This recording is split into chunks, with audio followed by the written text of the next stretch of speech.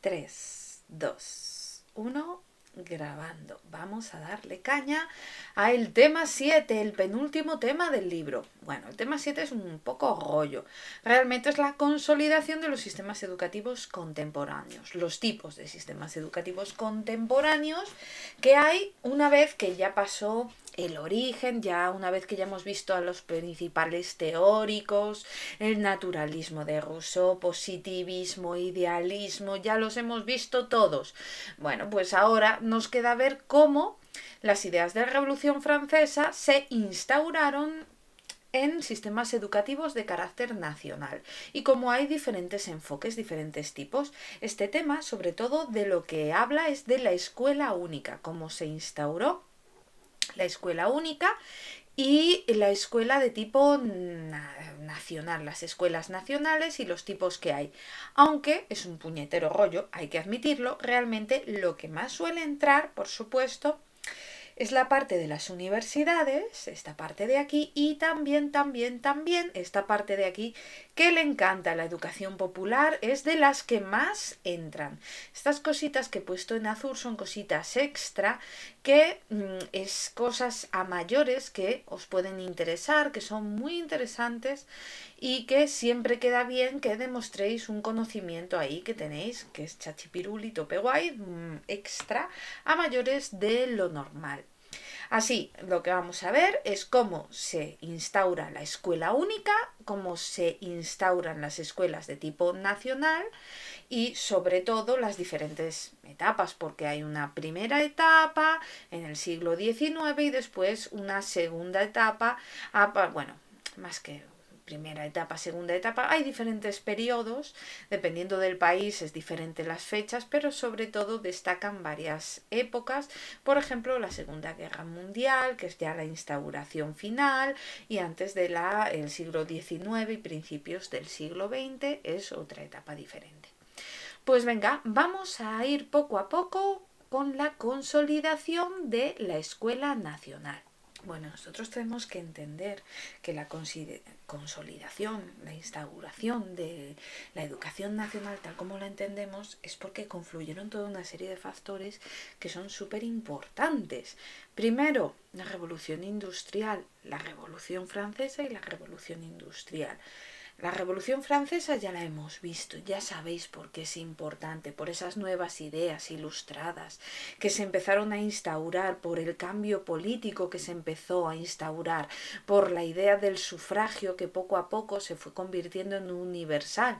Empezó siendo censitario y pasó a ser universal ya en el siglo XX y universal masculino y femenino ya en la segunda mitad del siglo XX, pero bueno, que empezó poco a poco y se fueron consiguiendo escalar. Pero también la revolución industrial que comenzó en Inglaterra y poco a poco fue llegando comenzó en Inglaterra, pero poco a poco, a partir de 1800, en el siglo XIX, bueno, finales del siglo XVIII, ya estaba instaurándose en toda Europa, en toda la zona de Europa, y tiene mucha importancia. ¿Por qué? Porque la gente dejó de vivir en el campo y pasó a vivir en las ciudades. Y para entenderse con la gente unos con otros, necesitaban unos conocimientos básicos. Vosotros pensar que la gente en el campo, cuando la gente vivía solo en el campo, cuando se despertaba, cuando salía el sol, cuando cantaba el gallo, no tenían un reloj que les despertaba y no tenían que estar a una hora en concreta en el campo, no, dependía de cuando salía el sol, ellos se iban para el campo a trabajar y volvían a casa cuando se caía el sol. Y cuando terminaban de hacer todas las labores en la casa se iban a dormir. O sea, tenían, además de una cultura campesina, una ayuda mutua campesina muy importante. Pero claro, en las fábricas tú tienes que estar a una hora concreta, te tienes que despertar por un reloj, por unas campanas, de una forma concreta, y tienes que estar ahí en una hora en concreta y tienes que trabajar unas horas concretas, las mismas horas todos los días.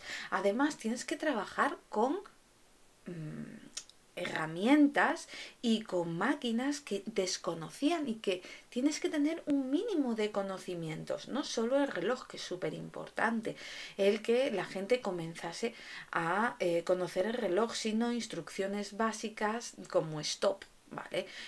Como para adelante, peligro, no toques o cosas así que debían saber leer y escribir un mínimo, pero algo mínimo. Entonces era necesario esta escuela. También pensar que la gente vivía en el campo, en diferentes provincias y se iban a las grandes ciudades. Y en esas grandes ciudades, claro, venía gente de todos los sitios. Imaginaros en España.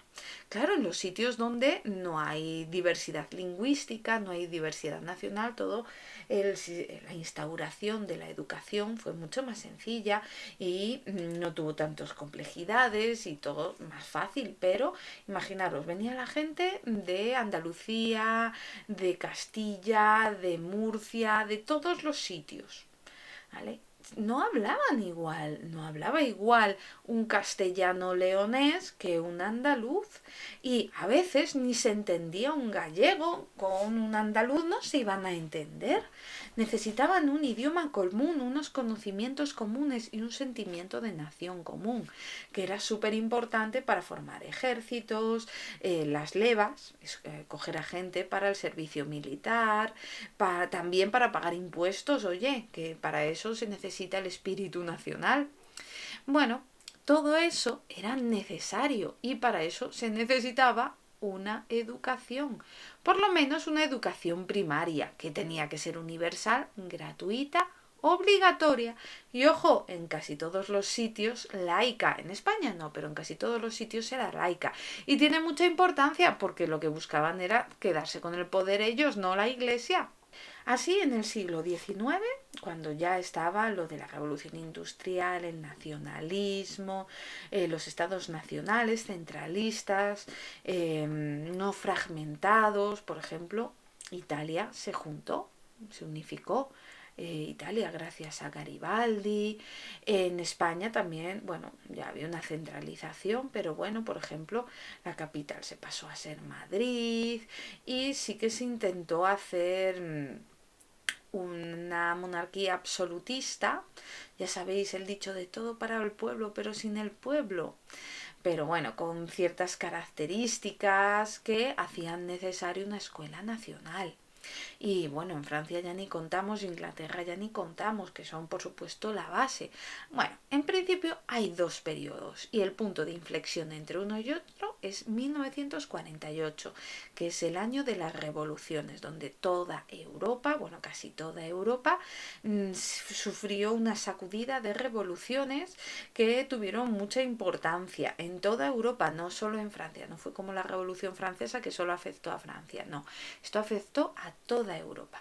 Así hubo un primer periodo en el siglo XIX hasta 1948, donde se empezó a desarrollar, empezó a aparecer la educación nacional, ¿vale?, con las ideas de la Revolución Francesa. Y después de esta revolución de 1948 ya quedan instauradas y establecidas todos los sistemas nacionales de educación, bueno, prácticamente todos los países, y lo que se hace es, y también no solo de Europa, sino también de Norteamérica, y ya lo que se hace es una consolidación que durará hasta el siglo XX, hasta la mitad del siglo XX, después ya tendríamos otro periodo diferente. Es un momento donde la unidad nacional, la consolidación nacional fue muy importante porque fue uno de los principales fomentadores, como os comenté, de que se creasen escuelas públicas. Necesitaban el espíritu nacional y que todos hablen el mismo idioma, todos sepan lo básico de escribir el mismo idioma, todos vayan a la mili y todos paguen impuestos. Claro está, esto no pasa en todos los sitios. En África no pasaba. Claro, bueno, esto ya sabemos que en África pues la minoría blanca era la que iba a la escuela y la mayoría negra pues no se les permitía. Estamos hablando que el apartheid, por ejemplo, Sudáfrica, hasta, vamos, que está hace nada que se terminó, hace nada. Y en Norteamérica no es que haya tardado, o sea, no es que haya hecho, cuantísimo tiempo, ¿no? En los años 60, vamos. Y aquí también vemos otra cosa que os he hablado. En los países donde hay una única nación, uninacionales, pues era muy fácil instaurar un sistema educativo nacional, pero claro, si hay problemas lingüísticos, problemas de identidades nacionales, ahí está más jodido el asunto, ¿vale? Porque no hay una única lengua y eso afecta al sistema escolar, ¿vale? A la instauración de un sistema nacional escolar fuerte, porque la diversidad lingüística en un principio no era aceptada. O sea, no sé, en prácticamente ningún país se aceptaba la diversidad lingüística porque eso hacía mucho más complejo la centralización del Estado y mucho más complejo instaurar la enseñanza. Otra cosa curiosa es que realmente las mejoras en la educación siempre se produjeron en situaciones de crisis y no de bonanza. ¿Cuándo se hace una reforma educativa? Cuando la cosa está jodida. Cuando hay problemas, entonces se hacen las reformas educativas. No se hacen cuando todo va bien, sino cuando está todo mal. Y eso pasa ahora, pero también pasaba antes. Y tiene mucha importancia, porque claro, cuantos más recursos dediques a la educación, pues mejor educación puedes dar. Pero si estás en una época de crisis, pues no se puede dar mucho. No se puede mejorar mucho. Y esto, por ejemplo, pasó después de la Guerra Mundial, en 1945, cuando terminó la Segunda Guerra Mundial, había una crisis mundial, una crisis económica brutal, sobre todo en Europa, que estaba destruida. Ya no digamos España, que España teníamos una dictadura, y iba fatal porque sí, porque es nuestro estilo. Pero en Europa, Alemania estaba destruida, Francia se estaba reconstruyendo, Italia también, o sea, y es cuando se establecen las leyes de educación. Por ejemplo, en Inglaterra también tenía una crisis económica por culpa de la guerra brutal. Pues ahí cuando se estableció las leyes de educación de 1944 en Inglaterra. Y lo mismo pasó en Francia, Alemania, un poquitito más tarde, pero vamos, pasó en todos los sitios. Tenemos que entender que justo antes de la guerra sí que se habían producido ciertos cambios en los sistemas educativos, pero claro, se fueron al carajo con la guerra. Y esos cambios fueron porque aquí había dictaduras, en Alemania estaba Hitler, en Francia estaba Mussolini, bueno, y en España estaba Francisco Franco, que vamos, que duró mucho más, ¿vale? Y por eso nosotros seguimos con el mismo sistema educativo hasta 1970. En España estuvo el mismo sistema educativo hasta 1970. El mismo sistema educativo que basaba, por ejemplo, en la universidad, en la falange y en la religión. Y si no estabas afiliado a la falange o a un grupo de mujeres falangistas, pues no podías cursar en la universidad ningún estudio. Bueno, pero bueno, eso dejémoslo porque no lo viene aquí dicho. Pero bueno, ¿qué pasa? Que Hitler se dio cuenta, porque no era tonto, era un cabrón, pero no era tonto, y Mussolini era un cabrón, pero no eran tontos.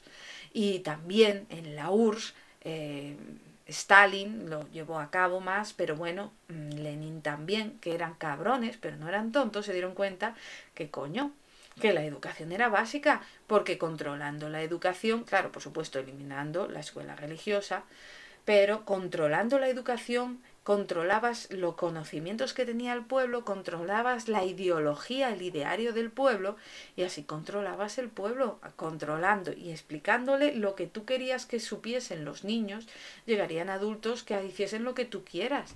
Así, por ejemplo, la URSS, Stalin, realizó planes quinquenales de educación igual que hacía planes quinquenales de economía, porque tenía igual de importancia para él acabar con el analfabetismo, no porque fuese bueno, vamos, de todo menos bueno, pero sí que le interesaba que la gente tuviese una cultura básica para poder hacer fábricas, para poder mejoras científicas, necesitaban gente que fuese a la universidad, hablando en plata, y les daba igual que fuesen, o sea, no había ricos, ya, no saben, o sea, todos por igual, tenía que ir el mejor a la universidad para que tuviese muchos ingenieros, químicos, físicos, de todo. ¿Vale? Hasta ajedrecistas necesitaban. Entonces, para eso necesitaban quitar el analfabetismo y que los mejores pudiesen ir a la universidad. Los mejores, no los más ricos. Porque, y además ideologizar a toda la sociedad, que toda la sociedad creyese en el ideal de comunista. Y Hitler y también quería que se instaurar el ideal nazi, el ideal de la nación fuerte, la nacionalsocialismo, de la raza aria y demás desde la escuela. Para eso servía, para eso la querían la escuela, no porque fuesen buena gente, sino porque querían lavar el cerebro, hablando en plata, a los jóvenes, y para eso necesitaban una escuela. Claro, los países democráticos lo que buscaban era impulsar los ideales democráticos de tolerancia, de libertad, de diversidad, los conocimientos básicos para impulsar la economía y todas estas cosas, que también se vio en los años 60, cuando, bueno, después de terminar la guerra, después de la crisis, pues también se buscó eso prácticamente en toda Europa, la comprensión y la amistad de los pueblos, y poco a poco se fue introduciendo el neoliberalismo y se fue introduciendo el término de empresa, la educación como una empresa. Hay que sacar rentabilidad, hay que buscar la calidad de la educación, términos muy de derecha, realmente. Y así tenemos todas las etapas que se pasó la educación. O sea, vemos que en un siglo, 2 siglos, vamos, cambió la cosa mogollón, pero es que los cambios de 1800 ahora, vamos, han cambiado mucho. Pues la educación voló también, incluso voló un poco menos de lo que voló y cambió la sociedad. Así podemos llegar a el punto 3, algunos modelos europeos de administración escolar. Lo primero de todo que tenemos que entender para entender los modelos europeos de administración escolar es que la administración escolar es un jaleo de 3 pares de cojones. ¿Por qué? Porque todo el mundo quiere mandar, todo el mundo quiere utilizar la escuela para sus fines, todo el mundo quiere controlar la educación pública porque así se controla el ideario de la sociedad, todo se controla la sociedad, así. Por todos los lados todo el mundo quiere mandar. Por un lado la iglesia, por otro los gremios o sindicatos, por otro las comunidades locales, las comunidades de padres y después el gobierno nacional. O sea que dependiendo de la postura que tenga con cada uno de ellos lo podemos clasificar de diferentes formas. O sea que Francia podemos clasificarla según el control que hace la iglesia, pero también según la importancia que tienen los gremios o sindicatos, o según la comunidad local o el gobierno nacional, quien tiene la fuerza. O sea que tiene muchas formas de clasificarlo. Vamos a ir primero clasificándolo por los que tenían el poder, los más fuertes, la iglesia.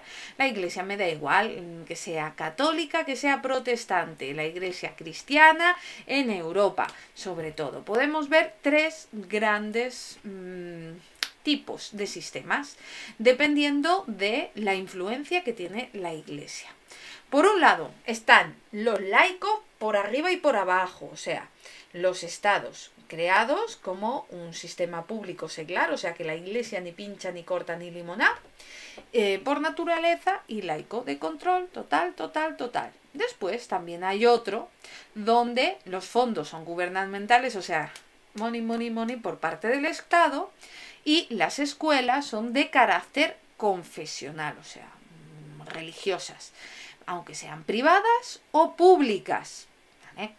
Por ejemplo, si nosotros hablamos de seglar completamente, ¿vale?, este de aquí, y laico de control, por aquí tenemos claramente a Francia, ¿vale?, que la iglesia la mandaron a tomar por saco y se acabó. Y después tenemos la postura esta intermedia, que sería la de Canadá. Esta postura de aquí la tenemos, por ejemplo, en Canadá. Pero después hay otros sistemas donde es completamente religiosa. Que hay asistencia pública, ¿vale? O sea, que el Estado puede ayudar, pero que todo el control es de la Iglesia, en este caso católica, porque es, por ejemplo, el ejemplo de Irlanda. Ahora, vamos a ver, según el control de gremios o sindicatos. Bueno, hay países donde los sistemas educativos estaban controlados básicamente por sindicatos y los gremios porque tenían una vocación, la escuela, pero una vocación de crear trabajadores a tutiplén. Prácticamente lo que buscaban era un trabajo vocacional, bueno, que fuesen consiguiendo trabajadores, y este es el caso de Estados Unidos, ¿vale? Realmente, donde más fuerza tenía. También en Francia, ¿vale? El programa de adiestramiento en los últimos años, hasta los 70, tuvo bastante importancia.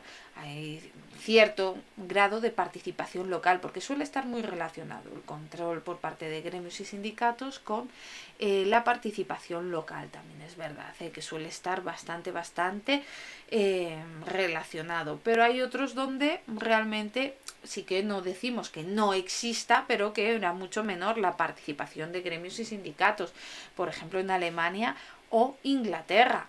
Después también según la autonomía, si es totalmente centralizada como la francesa, desde la Revolución Francesa el poder central en París y se acabó de todo y se acabó. Pero hay otros donde la autonomía local, el poder de los padres era mucho más importante, por ejemplo en Inglaterra o en Estados Unidos, que hasta se llegó a legislar. ¿Vale? En el siglo XVIII, no en el XVII, el siglo XVIII se hizo una legislación escolar local, ¿vale? Para promulgar el control local. Por ejemplo, Australia tampoco, no tenía nada de fuerza, ¿vale? Lo local realmente era más centralizado también. Pero bueno, que ahí vemos diferentes tipos. ¿Vale? Realmente la intervención educativa del Estado no es algo que haya pasado siempre, ¿vale? Es relativamente reciente en muchos países, ¿vale? Porque buscan corregir las desigualdades, que fuese realmente universal, que fuese gratuita, que fuese para todos. Entonces eso realmente es bastante reciente, igual que el sufragio universal masculino y femenino también lo es, o sea que tampoco nos tenemos que cortar las vestiduras, porque las mujeres hasta la Segunda Guerra Mundial, hasta después de la Segunda Guerra Mundial, en la mayoría de los países no votaban, y tardó bastantes años en que se acabase el apartheid en Estados Unidos. Y después también tenemos que entender que otros sistemas totalmente centralizados del poder, ¿cuáles fueron? Pues los países totalitarios. O sea, las dictaduras, Alemania, Italia, la Unión Soviética, todas las dictaduras, España, totalmente totalitarios, pues quien controla el control nacional, nada de local, porque lo que buscaban era controlar a la sociedad, si no, no les hacía mucha gracia. Podían tener más ayuda o menos ayuda de la Iglesia, pero, por ejemplo, Franco tenía mucha ayuda de la Iglesia, o sea, delegaba en la Iglesia. Hitler no, y Mussolini tampoco, y bueno, la URSS mucho menos, pero Stalin mucho menos. Pero vamos, que realmente eran centralizados 100%, porque, por supuesto, ante todo y sobre todo, la educación no solo te da formación para vivir, ¿vale? Para vivir, poder trabajar, poder formar parte de la sociedad, sino que transmite valores, sistemas de valores que son los que van a formar a las personas del mañana. Entonces, el controlar esos valores es muy jugosito. Y así vamos a empezar, bueno, primero la enseñanza primaria, después la secundaria y por último la universidad y la escuela popular. Bueno, vamos a empezar con la enseñanza primaria hacia la escuela única. Y a fin de cuentas, eso es lo que se busca en el último siglo, la escuela única, que era lo que buscaban todos estos. buscaba Pestalozzi, Fieschi, Condorcet, escuela única, o sea, escuela para todos, sin importar el sexo, sin importar las diferencias económicas, religiosas y demás, una escuela común para todos. Es un término que surgió en los años 20, en los años 20 del siglo XX. Y realmente no importa que sea laica, que sea religiosa, no importa, o sea, puede ser de muchos tipos, pero es una escuela común para todos. Claramente suele ser laica. ¿Por qué? Porque la Iglesia quiere separar a niños de niñas. Ya ahí hay una separación, ya no sería escuela única. Para Luzuriaga, que es uno de los principales teóricos de la educación en España, considera que la escuela única es una escuela nacionalizada, una escuela socializada, una escuela individualizada, todo a la vez, que hay que diferenciarlo de la escuela de masas tradicional que hubo al principio de cuando se empezó la Revolución Francesa y todo esto, se empezó la escuela para todos, ¿vale? No era especialmente escuela única. Escuela única es cuando es una escuela nacionalizada, socializada y una escuela individualizada, todo de una como fuente ovejuna. Y la primera vez que apareció fue pues con la Constitución de Weimar, no sé cómo se dice, en 1919, en el artículo 146, que bueno, en el 33 con el apogeo y la subida del nazismo, pues claro, todo se fue un poco al carajo, pero se volvió cuando volvió la democracia. Es un poco lo que habla este artículo 146, apoyado por otra legislación que hubo el año siguiente, porque como todo, pues pone una ley, después queda un poco gorda, bueno, es una constitución, pues se ponen las leyes de la educación. La escuela de 1920 en Alemania, pues se creó una ley después de la constitución de la enseñanza. Y es muy interesante porque es que considera que la escuela es como un ser vivo, un organismo vivo, ¿vale? Que va creciendo, ¿no? Tiene diferentes etapas, así una enseñanza media, básica, ¿vale? Una enseñanza media, una enseñanza superior, ¿vale? Que se apoyarán, por supuesto, en la básica, que es común para todos. En esta Constitución de Weimar y la Ley de Educación de 1920 está muy guay porque es una de las primeras veces donde se dice que la educación, bueno, tiene que ser igual para todos, que la única separación no va dependiendo del sexo, no va dependiendo del dinero que tenga, o de la clase social o la religión que tengan los padres, sino que tiene que venir por la capacidad y vocación de la persona. Es una de las primeras veces que se dice. Y la escuela única, ante todo y sobre todo, quiere mandar a tomar por saco, por no decir otra cosa, a la separación de las escuelas por clases sociales, ¿vale? Que hay una escuela básica, primaria, igual para todos, de carácter público, igual para todos. Y esto claramente se expandió por toda Europa y bueno, prácticamente todo el mundo. En Francia, bueno, quienes más promovieron esto fueron los, bueno, no sé cómo se pronunciará, los compañeros, vamos, los compañons, en los años 20 del siglo XX, que hablaban de la escuela única y a partir de 1930 lo consiguieron establecer. El 1 de abril se estableció la enseñanza pública gratuita de la enseñanza secundaria, o sea que ya no solo en la escuela primaria, sino también en la secundaria lo consiguieron. ¿Vale?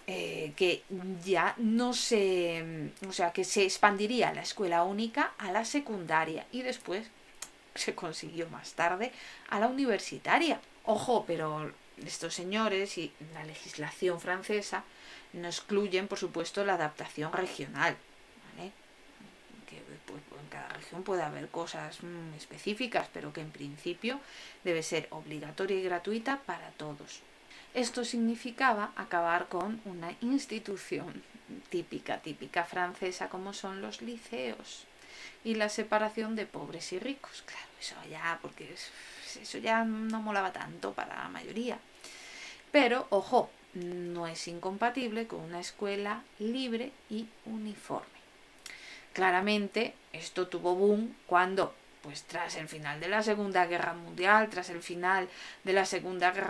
ahí, en Francia y en todos los países, pero en Francia se vio con el plan, que está muy interesante este plan. Bueno, fue una reforma educativa de la enseñanza, que tuvo que ver, claro, después de la Segunda Guerra Mundial se puso una constitución totalmente progresista en Francia, y la parte de la enseñanza lo organizó el plan no sé cómo se dice este hombre, pobre, Langevin Wallon, no sé cómo se dice.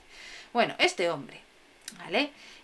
Bueno, se llama Paul Lavergne, ¿vale? Esto es el plan que se estableció. Este hombre es uno de los físicos, ahí con 2 cojones que se dice, uno de los físicos más importantes de Francia. Físico teórico de una importancia brutal. Y tuvo, además, como vice, o sea, para que os hagáis una idea de quién organizó el plan este de enseñanza, ¿vale? Que se hizo tras la Segunda Guerra Mundial en Francia, ¿vale? Para Francia, por supuesto. Tenía como vicepresidente, o sea, un físico de 3 pares de collons como presidente. Y después vicepresidente, los psicólogos Wallon y Pierron, que son también de gran renombre. Y como secretario al pedagogo Roger Gall, que también tuvo una importancia brutal. Podemos entender que la reforma fue la puta bomba, la puñetera bomba. Era progresista a más no poder, y basada en principios de justicia, de dignidad, de tareas sociales, de desarrollo completo del niño, del adolescente. Era un pedagogo quien estuvo formándola, eran físicos, personas, psicólogos.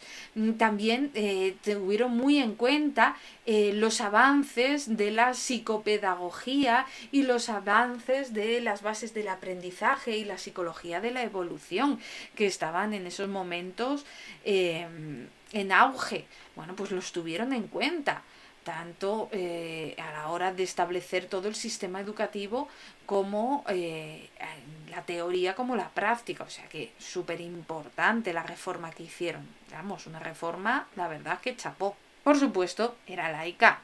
¿Dónde va a parar? Era totalmente laica y no era nada adoctrinante. ¿Se basaba en los principios de la escuela nueva, de las que hemos estado viendo? Pues claro, todo. Y la psicología evolutiva, o sea, psicología del desarrollo, psicología evolutiva, o sea, que realmente importantísima este plan, que no será, que sé cómo se dirá, de Wallon, bueno, no sé qué, Wallon, de Paul Lavergne, que era un físico importantísima, una reforma interesantísima de estudiar. Después, bueno, en Inglaterra tenemos al Partido Laborista, quien era el único defensor de la escuela única y de universalidad de la enseñanza pública, gratuita y para todos. El laborista sería como un partido más de izquierdas en Inglaterra. En Inglaterra hay un bipartidismo, y el laborista es como el más de izquierdas. Y bueno, pues hicieron una reforma teniendo en cuenta también todos los principios de que los niños deben educarse por igual sin importar la clase social, la riqueza, la religión, la ocupación de los padres.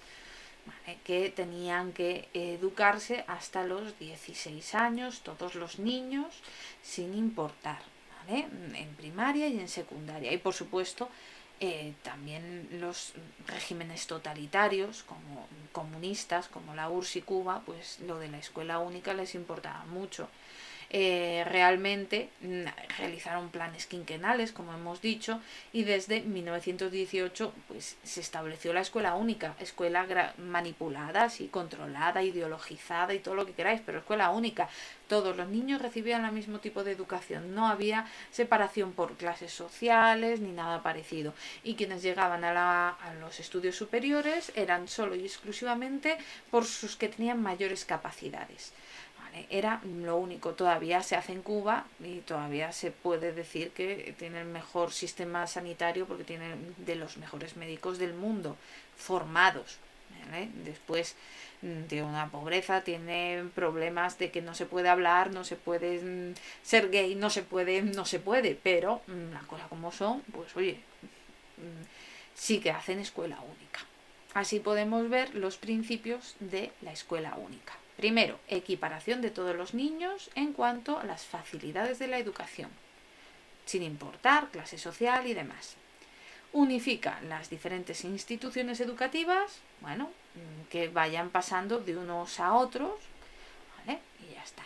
Respeto al maestro, también. Unificación de los servicios y funciones administrativas de la enseñanza.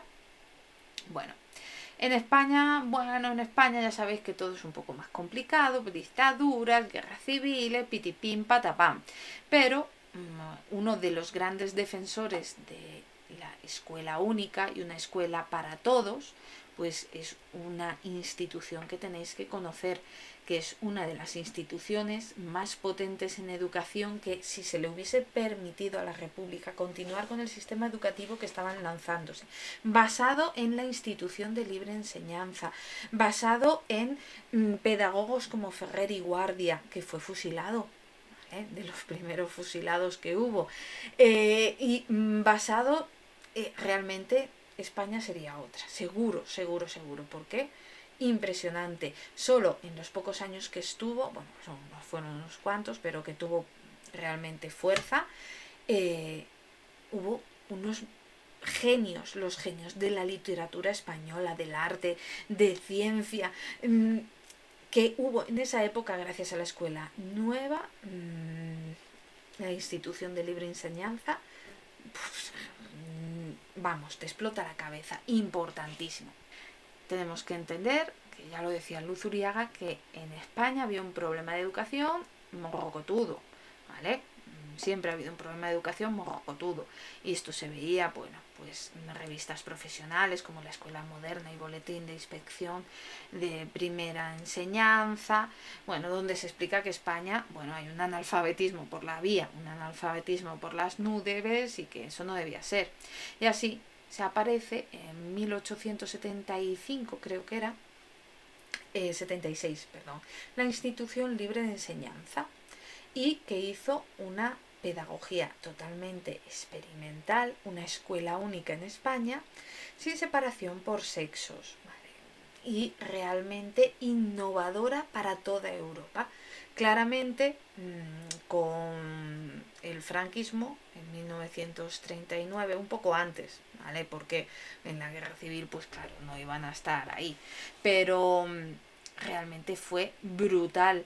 Estamos hablando de la generación del 27, estamos hablando de Dalí, estamos hablando de Picasso, estamos hablando de los grandes pensadores del siglo XX en España. Realmente impresionante lo que hizo la Institución Libre de Enseñanza. Fue un proyecto pedagógico que realmente estaba inspirado en, bueno, la filosofía kraussiana, ¿vale? Y fue creado por profesor de la universidad, bueno, Julián Sanz del Río, que era profesor de la Universidad Central de Madrid, bueno, y realmente repercutió en la vida intelectual de este país de una manera brutal. ¿Quién la creó?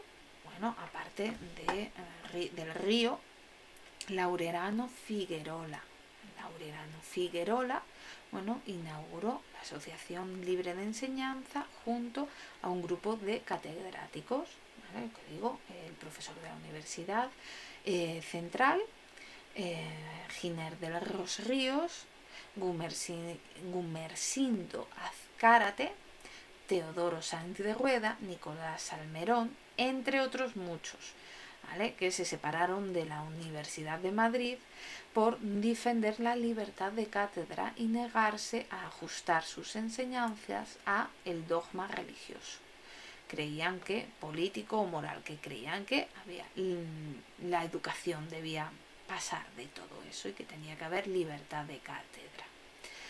Así establecieron, pues, esta institución de libre enseñanza. Empezó con enseñanza universitaria y después se extendió también a primaria y secundaria con el apoyo de la República. Realmente tuvo mucho apoyo de la República y bueno, la apoyaron y secundaron personas de la talla de Leopoldo Alas Clarín, que creo que todo el mundo conoce, Joaquín Costa, José Ortega y Gasset, Gregorio Marañón, Ramón Menéndez Vidal, Antonio Machado, Joaquín Sorolla, Cóncholis, Joaquín Sorolla, Augusto González de Linares, Claudia Benito. Era interesante porque defendían que hombres y mujeres estudiasen juntos, que no había ningún problema. Ramón y Cajal, Federico Rubio, bueno, Lorca, Picasso, Dalí, todos ellos, ¿vale? Si no estudiaron, trabajaron en esta escuela y la defendieron. O sea que realmente este principio de siglo, todas las grandes que dices, joder, con la crisis que había en España, cómo pudieron salir mentes tan brillantes como Ramón y Cajal, cómo pudieron salir Leopoldo Alas Clarín, Ortega y Gasset, cómo pudieron salir Lorca. Pues salieron gracias a el instituto que estamos hablando aquí, gracias a la escuela única promovida por el Instituto Libre de Enseñanza. O sea que mirar la importancia que tiene un buen sistema educativo. Y esto se intentó llevar a lo grande en la República, pero claro, a Paquito el chocolatero que teníamos aquí, y le llamo así porque sé que no le gustaría, pues se fue todo a tomar por saco. Bueno, con la Segunda Guerra Mundial, pues claro, el crecimiento se aceleró, el crecimiento de la enseñanza integrada, democrática, que todo el mundo tuviese acceso a la educación pública, gratuita, se generalizó de una manera brutal. Tenemos que entender que surgió el estado de bienestar y todo eso, no porque la gente fuese muy buena vamos a dar libertad, sino porque venía en una situación de crisis ideológica brutal. Teníamos a un país comunista al lado que daba educación y sanidad gratuita, que había ganado la guerra, y como que había que controlar un poco porque, por ejemplo, muchos países había un sindicalismo muy fuerte. Bueno, pues se puso el estado de bienestar para controlar un poco la situación. Y esto además con la generalización de la enseñanza gratuita, se buscaba acabar con el analfabetismo y demás, pues tenemos que entender que eso impulsó mucho la escuela única. Y aparecieron conceptos como la educación comprensiva. ¿Y qué es la educación comprensiva? Bueno, pues la educación comprensiva es lo que viene aquí. Es una corriente que ofrece una educación de base para todos, sin discriminar, favoreciendo la interacción social, tanto de dotados como de los menos dotados. Pueden así relacionarse en el aula y fuera, favoreciendo la heterogeneidad y la comprensión. A ver, esto viene mucho al caso, por ejemplo, con las personas con necesidades educativas especiales. Es ideal que los niños que tienen alguna necesidad educativa especial, parálisis cerebral, síndrome de Down, autismo, que sigan en las aulas ordinarias al máximo nivel que puedan, hasta el último momento. ¿Por qué? Porque eso hace que los niños que no tienen esas necesidades se acostumbren a trabajar con ellos. Es interesante que niños de todas las clases sociales trabajen juntos, porque así se acostumbran unos a otros a convivir, niños inmigrantes con niños no inmigrantes, y así están unidos y aprenden a convivir, aprenden a entender la heterogeneidad y la comprensión. Por eso se llama educación comprensiva, porque lo que buscan es eso, hacer una educación comprensiva donde que sea integradora y donde todos estén unidos. Después se vio, por supuesto, tras la Segunda Guerra Mundial con las crisis, y se replanteó un poco en los sistemas educativos, porque se vio que aún lo seguía fracasando escolarmente la gente más pobre. ¿Por qué? Bueno, porque no todo tiene que ver con que puedan acceder, sino que hay muchas más cosas para la calidad de la enseñanza, ¿vale? Eso también es primordial, y poder dar ayudas a quien más lo necesitan, educación en equidad. Pero bueno, eso no viene aquí. Y así se pasa a la evolución, a la enseñanza secundaria. Bueno, para hablar de la enseñanza secundaria vamos a conocer muchos conceptos y personas que hemos hablado antes y cosas que ya sabéis. Bueno, primero, ¿cuándo empezó la enseñanza secundaria? ¿Para quién era? Pues para la élite, ¿para quién iba a ser? Los primeros institutos de enseñanza secundaria era para la clase noble, para alta burguesía, en los siglos XVI y XVII como paso intermedio para llegar a la universidad. Y lo que se daba era educación clásica, latín, griego, educación humanística, hebreo, y así aparecieron primeros institutos como creado por Sturm en 1538 en Estrasburgo, que llamó el gimnasio, que era para jóvenes de 6 y 16 años, que era como el paso previo a la universidad, y después los Grammar, los Public School en Inglaterra, que realmente lo que buscaban eran eso, que darle una formación para que llegasen a la universidad y después para adelante como los de Alicante. También tenemos que entender que poco a poco las necesidades de una burguesía culta para hacer ciertos trabajos y demás fueron generalizándolo ya no solo a la nobleza, sino a más gente, a la gente burguesa. Y aparecieron otros como de los ilustrados, como Jovellanos, que ya hemos hablado de él. De Jovellanos, pues creó el Real Instituto de Náutica y Mineralogía de Gijón, que la gente se quejaba mucho, bueno, se le criticó mucho porque daban demasiadas matemáticas. Y también la Real Junta Particular del Comercio de Barcelona, porque los burgueses catalanes necesitaban formar a sus hijos en el siglo XVIII. En general, bueno, la primera enseñanza secundaria era humanística, era teórica, estaba para una minoría, para que fuesen a la universidad, y para la mano de obra más cualificada, mejor chachipiruli tope guay. Realmente era para lo que se buscaba. Con el paso del tiempo, pues claro, se extendió la enseñanza secundaria obligatoria, ¿vale? En primer lugar hasta los 14 y después se fue creciendo hasta los 16 y demás. En Francia, por ejemplo, de los primeros donde apareció, en 1882 se estableció la escolaridad secundaria y se modificó en 1936 para que fuese obligatoria de los 6 a los 14. Y se establecieron leyes y, bueno, presupuestos para que fuese gratuita, y aquí apareció el plan este que hablamos antes del físico Paula Vergnon, este de aquí, que tenía también a 2 psicólogos y a un pedagogo. Pues ahí estaba.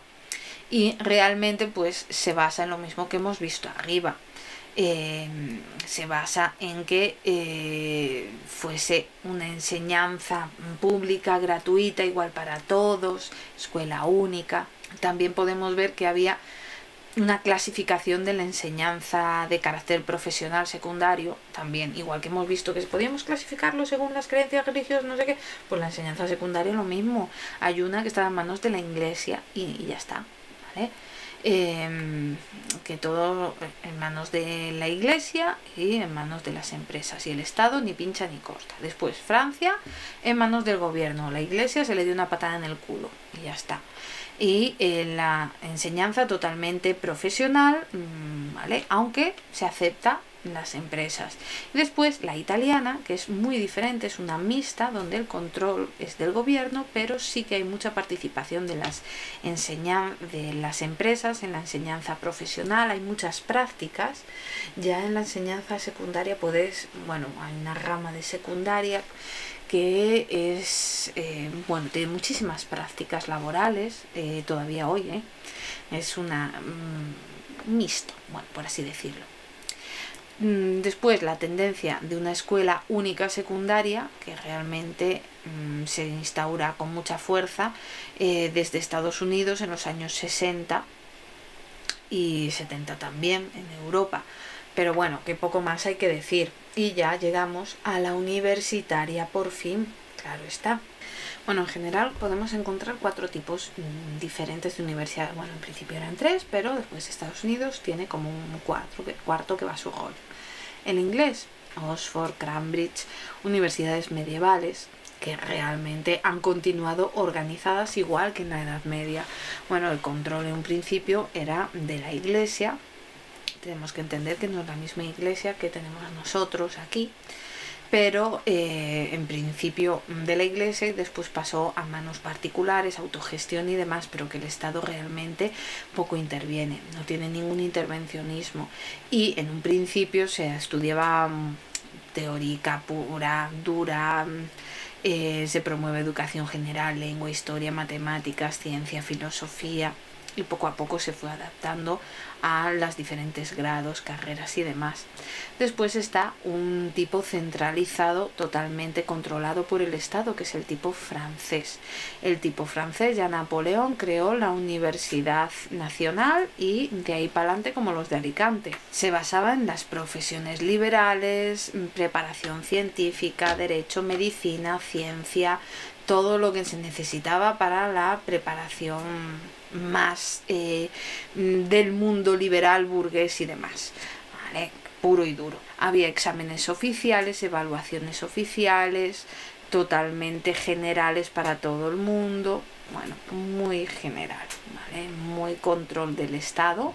Y por un lado estaban lo que se encargaba de la ciencia, que eran las academias científicas, y por otro la educación general, que eran las escuelas preparatorias. Después, Alemania y países limítrofes, Austria, Holanda y demás, que es como ni fu ni fa, ni tanto ni tan calvo, o sea, sí, que es un punto intermedio entre ambos modelos, ¿vale? Instituciones del Estado, ¿vale? Está sujeta a la... o sea, que el Estado vigila, ¿vale? Pero que ellos se autogestionan, ¿vale? Libertad de cátedra, ellos se autogestionan, pero el Estado siempre está inspeccionando, palabra exacta, inspeccionando. Y que también el Estado no elige directamente a los decanos ni a los rectores, pero se autoeligen a sus jefes, a los decanos y los rectores, pero teniendo unos requisitos mínimos, ¿vale? Por lo menos que tengan el doctorado y, bueno, unos requisitos académicos importantes. Y por último, el cuarto es el modelo estadounidense, que es una combinación de formación científica y profesional, ¿vale? No hay ninguna separación entre la enseñanza superior y la enseñanza técnica, ¿vale? Ahí están los colleges, las universidades y demás. Bueno, tenemos que entender que después de la Segunda Guerra Mundial, pues las enseñanzas superiores empezaron a ser masivas. A lo mejor no masivas de todo el mundo, pero sí una cantidad de gente impresionante. En España, por ejemplo, con la llegada de la democracia, o sea, vamos a ver, creo que era en 1970, más o menos tenía 650.000 personas. No, en el 80 era eso. 650.000 personas estudiaban en la universidad, pero en el 96 había 1,5 millones, o sea que realmente ha aumentado el crecimiento masivo de demanda, ¿vale?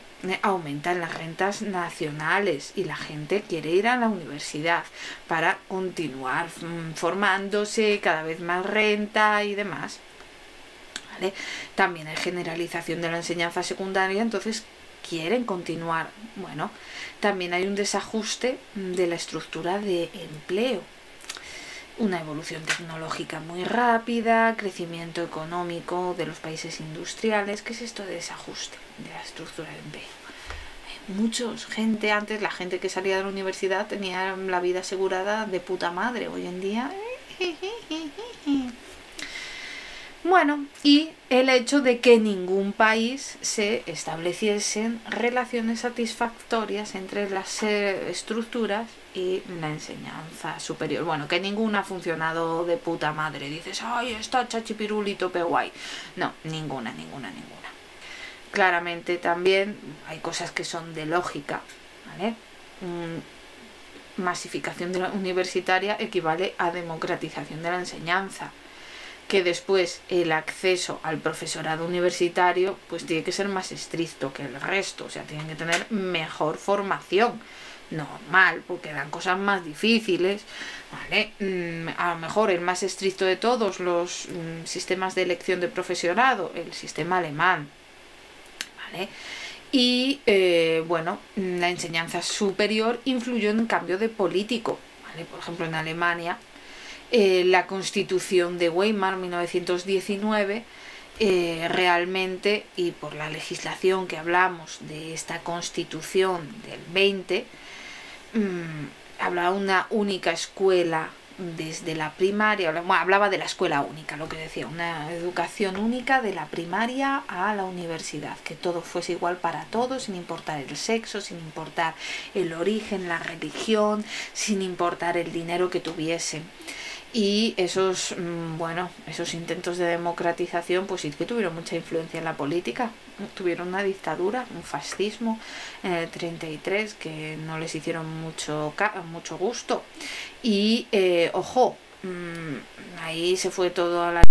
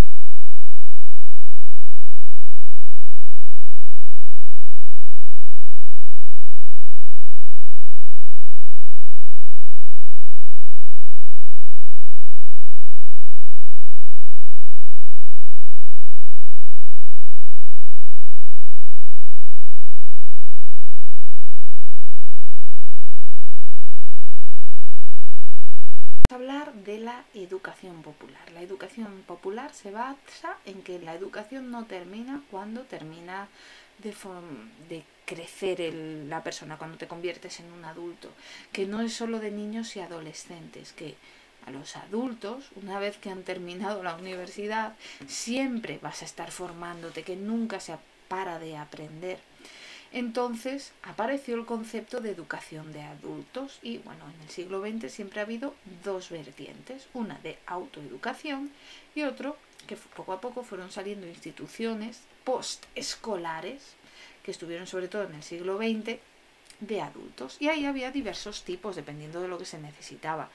Educación de los analfabetos. Tenemos que entender que en Europa del siglo XX había analfabetismo y se había que acabar con el analfabetismo fuese como fuese. Entonces, para la gente mayor, para la gente que no había podido estudiar en su edad, pues se creó educación para adultos para acabar con el analfabetismo. Después había otro tipo de educación postescolar después de la escuela, para facilitar la preparación profesional, para encontrar trabajo, técnicas de empleo, para técnicas de hacer una profesión concreta, cosas que se necesitan, riesgos laborales, que todo el mundo, ¿quién no ha hecho un cursillo de riesgos laborales? Seguro que mucha gente. Bueno, también hay otro de cultura popular, ojo, que no solo se aprende en una escuela. Hay bibliotecas, teatros, exposiciones, conciertos, conferencias que en los gobiernos en mayor medida deberían de, aunque a veces lo hacen instituciones privadas, pero debería ser el Estado el que promueva esta educación popular, esta educación para adultos con conciertos y conferencias y exposiciones.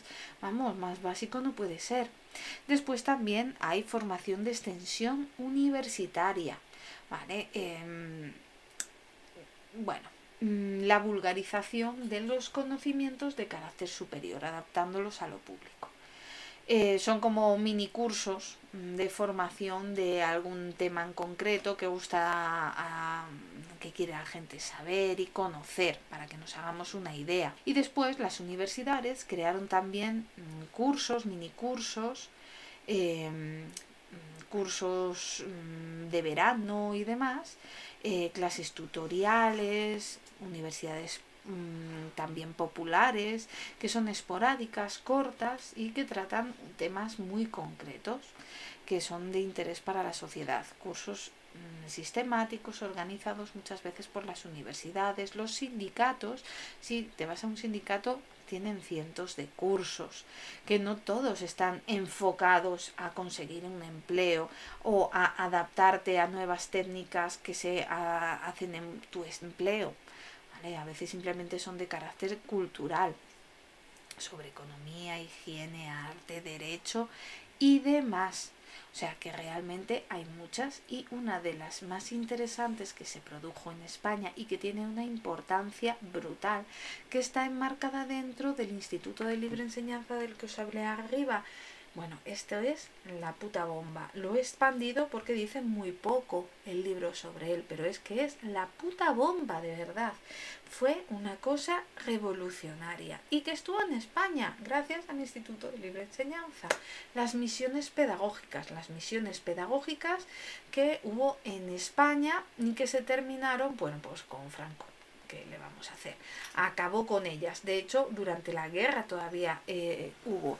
Fueron misiones pedagógicas que se establecieron sobre todo en la época de la República, al amparo de las reformas educativas de la República, y realmente fue un proyecto solidario cultural que estaba promovido y pagado por el gobierno de la República y el Ministerio de Educación, donde aunaron fuerzas dos grandes, el Museo Pedagógico Nacional y la Institución de Libre Enseñanza, y se creó en 1931 estas misiones pedagógicas. Ojo, tanto el Museo Pedagógico Nacional como la Institución de Libre Enseñanza con Franco se fue a la mierda. Bueno, estas misiones pedagógicas las creó Manuel Bartolomé Cosío, presidente de las misiones pedagógicas, y tuvo voluntarios, pero voluntariazos, que realmente personas de una cultura brutal, uno de los grandes, de las personas más importantes culturalmente que haya existido en toda España. Pues los más importantes ahí estaban en las misiones pedagógicas junto a Manuel Bartolomé Cosío. O sea, eran más de 500 profesores, pedagogos, formadores, maestros, artistas, incluso estudiantes, sobre todo del Instituto de Libre Enseñanza, estudiantes universitarios, que realmente iban por los pueblos a enseñar cultura de diferentes tipos, cada uno enseñaba lo que sabía. Y así apareció personas como María Zambrano, vamos, que todo el mundo nos suena, Alejandro Casona, este seguro que os suena menos, José Valde del Omar, poeta, Luis Cernuda, Ramón Gaya, músicos como Martínez Torné, ¿vale? Bueno, realmente, bueno, a lo mejor no conocéis a María Moliner, a Rafael Dieste, a Maruja Mayo, Diego Marín, bueno, gente impresionante. Todos ellos pues iban por los pueblos a enseñar, ¿vale?, en sus respectivos campos a la gente, y así se desarrolló entre 1931 y el 36. Claramente, bueno, se dice que continuó un poco más con la guerra civil, pero claro, no estaban para eso. Llegaron a más de 7.000 pueblos y aldeas, ¿vale? Con 196 circuitos de misiones pedagógicas, que eran estos circuitos, bueno, pues cada persona daba una cosa diferente, entonces se hacían como cursitos donde estas personas que iban primero a un pueblo, después a otro, a otro, a otro, a otro, y enseñaban lo que ellos sabían, y después venía otro y enseñaba otras cosas, y participaron más de 600 eminencias, en su mayoría de los misioneros que le llamaban, pero que eran expertos en sus temas. Y bueno, abrieron bibliotecas, más de 5.000 bibliotecas, y bueno, con más de 600.000 libros en lugares donde no había llegado de otra forma. Por supuesto, se le intentó parar en el Bienio Negro, o sea, cuando la CEDA llegó al poder en la República, y se intentó parar completamente todos los avances educativos que había llevado a cabo la República. Pues se intentó parar, pero aún así los circuitos pedagógicos siguieron andando para adelante, como los de Alicante. Súper, súper, súper interesante, ¿verdad? Y después una cosa que es lo que más le interesa a esta universidad, que es la universidad a distancia, ¿no? Pues entonces, pues aquí es donde podemos hablar de la universidad a distancia, la universidad, los estudios a correspondencia, que no tienen por qué ser estudios universitarios, claro está, que empezaron en Estados Unidos. La enseñanza por correspondencia tuvo un boom muy fuerte, realmente. En 1958 1,5 millones de personas estudiaban por correspondencia cosas concretas, cursillos de cocina, cursillos de idiomas, cursillos de miles de cosas. Y en Canadá, pues en esa misma época había 123.000. En la URSS, un año después, se contabilizó que había más de 900.000 personas. Y en 1960, por correspondencia, estudiaban en estudios superiores, universitarios o de posgrado, 1,000,000 y bastante, 1,4 millones de personas. Bueno, así podemos ver que empezó, claro está, por correspondencia, porque no existía internet en esa época. Había 56 en Estados Unidos, 56 centros de extensión de escuelas de secundarias especializadas en esta enseñanza por correspondencia, y 1.169 cursos por correspondencia de escuelas técnicas especializadas, muy interesante, con más de 500.000 alumnos. O sea que realmente movía ahí tela, ¿vale? Había ahí mucha gente. Escuelas técnicas eran más de 64.000, aunque bueno, sobre todo eran cosas más sencillitas, más likes, pero claro, con las nuevas tecnologías esto creció a lo grande, ¿vale? Pero hay incluso muchas universidades online, el Open University inglesa, el Fern University alemán y, adivina, la UNED también está aquí, pero bueno, la Universidad Nacional de Educación a Distancia y el Centro Nacional de Enseñamiento a Distancia, ¿vale? De Francia también, donde tenía en esa época, en 1995, 350.000 estudiantes en Francia. Y bueno, hay formación a distancia en más de 170 países. Ojo, que la UNED tiene una cantidad, más de 300.000 alumnos universitarios en estos momentos. Este año tiene más de 330.000 alumnos universitarios. O sea que realmente, cuando más avanza las nuevas tecnologías, más fuertes están creando estas escuelas online realmente que se están llevando ahora. De hecho, en España ya no es la única, la UNED, tenemos otras muchas. ¿Y eso por qué? Porque hay negocio. Esta es pública, pero hay muchas que ni siquiera son públicas, privadas, la UOC, bueno, hay unas cuantas más de ahí que tiene una fuerza brutal cada vez más. Bueno, y adivinar esto de aquí, realmente es esta parte de aquí, la enseñanza popular, donde engloba también la enseñanza a distancia. Pues es lo que más suelen preguntar. Esto y la universitaria es lo que más suelen preguntar de este tema 7. Ojo, no significa que no puedan preguntar cualquier otra cosa, pero que lo que más les interesa, pues claramente son estos dos de aquí. Y nada más y nada menos, eso es todo, amigos.